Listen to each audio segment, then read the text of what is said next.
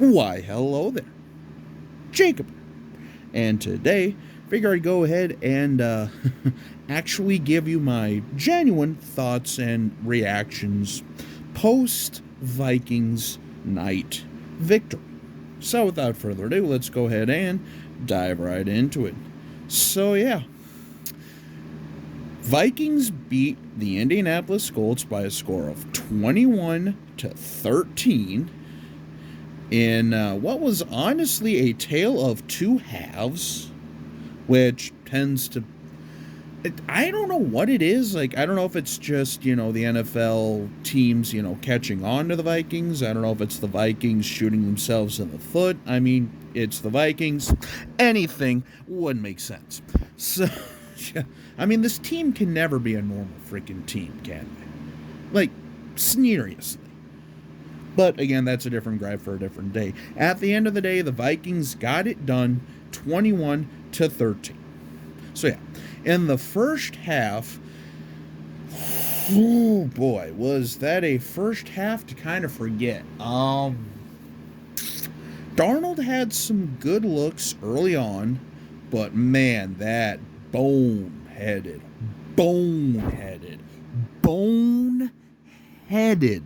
interception to Franklin in the end zone, trying to force it to Hawkinson, who was nowhere near being open. And yeah, so my initial thoughts going into that were great. It's going to be one of those games. But then the Vikings defense stepped it up just a little bit later and caused a turnover, which was huge. And then a couple of dueling interceptions from Darnold and Joe Flacco later. Bada bing, bada boom. We get to the very controversial, yet again, controversial non-call on Sam Darnold. And before everybody, goes out there and says, oh, you're a homer, you're this, you're that, or whatever, take a look at that play and tell me that was not forcible contact. Especially because they threw the flag. I mean, it would have been different if they didn't throw anything, but again, he literally got clubbed in the helmet. Look, I'm not saying, that refs are perfect, humans are perfect, this, that, or the other thing, but at some point, some of these penalties have to be reviewable. Again, that's the second week in a row Darnold gets a no call on basically getting his head ripped off.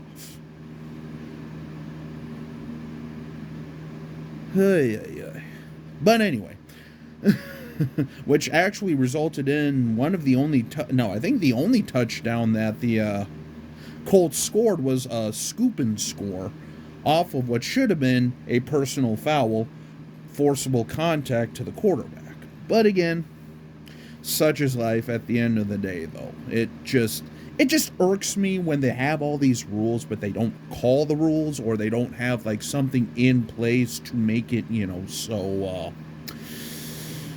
consistency is followed here, and I don't know. But anyway, again, I've made plenty of gripes about this. I'll probably make plenty more gripes about this just because why is it so difficult to utilize the technology we have to get it right? Anyway, regardless, thankfully that didn't turn out to be the deciding factor in the game. Otherwise, this rant would probably have a few more F-bombs, S-bombs, and, well, yeah. Yeah. And then, of course, Will Reichert actually missed his first 2 field goals of the year from 53, which, again, bound to happen. 50-plus yard field goals are not easy. It's just the kickers these days make it look a lot easier than they actually are. But that 31-yard doinker off of the uprights, at that point I'm thinking, oh great, is this the curse of the kicker? And then literally a few minutes later, Reichert's leg got wrapped. And I'm going, of course. This would be so on brand for the Vikings that we finally have a kicker, only to have him miss significant time with an injury. So yeah, that was not fun. That was anything but fun there. So yeah, Then halftime came, KOC and the offense got booed off the field because just that first half was painful. I mean, if you're a Vikings fan, that first half was more painful than anything. However, Addison got going, Jefferson got going, Josh Oliver started showing up, Cam Akers and Aaron Jones were moving, so obviously the offense had some stuff going there. They just couldn't capitalize on it. And then the second half happened, and holy Moses, what a change. The offense started humming. Darnold actually looked pretty good. Again, still missed a couple plays, and I'm pretty sure he had another turnover. That's right, Sam Darnold had a 3-turnover day. Yeah, welcome to the Sam Darnold experiment. Hope you have your seatbelts on and your arms in the, ride at all times. Because, well, again, it's Sam Darnold. He can throw you for 500 yards, 5 touchdowns, and 5 interceptions all at the same time. The dude can sling it. The dude has the talent, and he's not afraid to throw them in sometimes. There's just a few plays where I'm like, okay, you miss a wide-open Jordan Addison, and you try to throw to T.J. Hawkinson in double coverage after the defense had literally just picked off Joe Flacco the play before. But again, that's just stuff that Darnold has to keep cleaning up, KOC has to keep working on. But hey, Jordan Addison got a touchdown at the end of the day. Josh Oliver with a game-sealing touchdown, and trying to think who else here had the other touchdown. Yeah, it was Josh Oliver, Jordan Addison. Oh, and Jalen Naylor. That's right. Naylor had one right before that kind of opened up the game, and Josh Oliver with the nail in the coffin touchdown. And after a field goal and onside attempt later, Vikings win 21-13. So yeah, the Vikings are now 6-2. Firmly in second place in the NFC North. I mean, the Lions are looking like an absolute freaking wagon after going into Lambeau Field and basically out-Packersing the Packers at Lambeau during a monsoon, basically. I mean, it was raining pretty damn heavily, and, it was...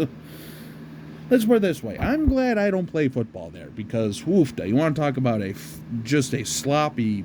wet mess there. But yeah, Detroit actually looked more like the team that was ready for the elements over Jordan Love and all those guys. So, and again, I kind of saw this coming with the Packers because again, they're still a very young, very raw team that caught fire last year in a slow NFC and then was able to ride the momentum over the Packers were able to ride the momentum over the Cowboys in the playoffs, and well, here we are now.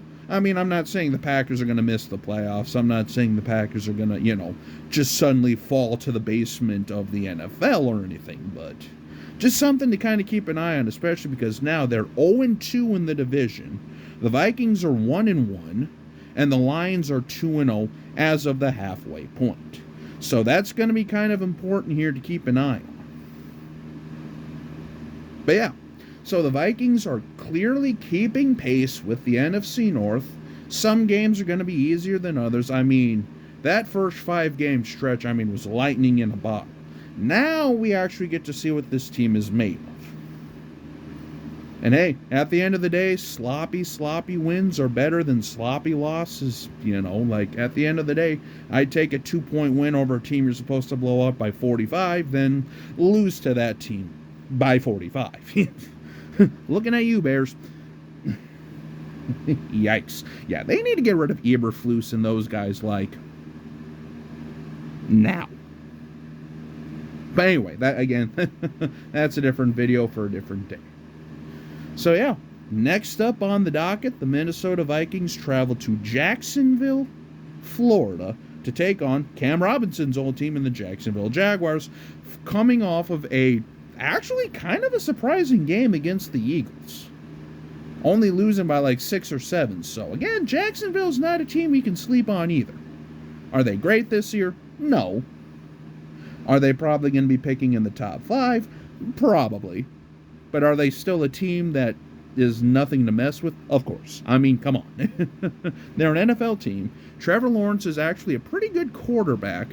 I just still think they need to get rid of Peterson and just try to find that guy that Trevor Lawrence can, grow under. Because, again, he really hasn't had the greatest coaching staff. I mean, they had a good year or two with Doug Peterson, when they made that improbable run and then, reverse sweeping? I guess how would you describe... Anyway, coming back... Or no. That big 27-point comeback in the playoffs against the Chargers. But just ever since Lawrence has been hurt, he just has not been the same, and nor has that team. But again, I'll probably break that down more when we actually get to the preview here. But yeah, 6-2, firmly in the playoff race. And, yeah, I mean, I really can't complain at this point. 6-2 coming into the season at the halfway point. I would have taken that all day, every day. Just maybe not the way that it actually turned out to happen, but hey, such is life, right? But yeah, that'll basically wrap up this video. So until we meet again, this is Jacob. Have a good day.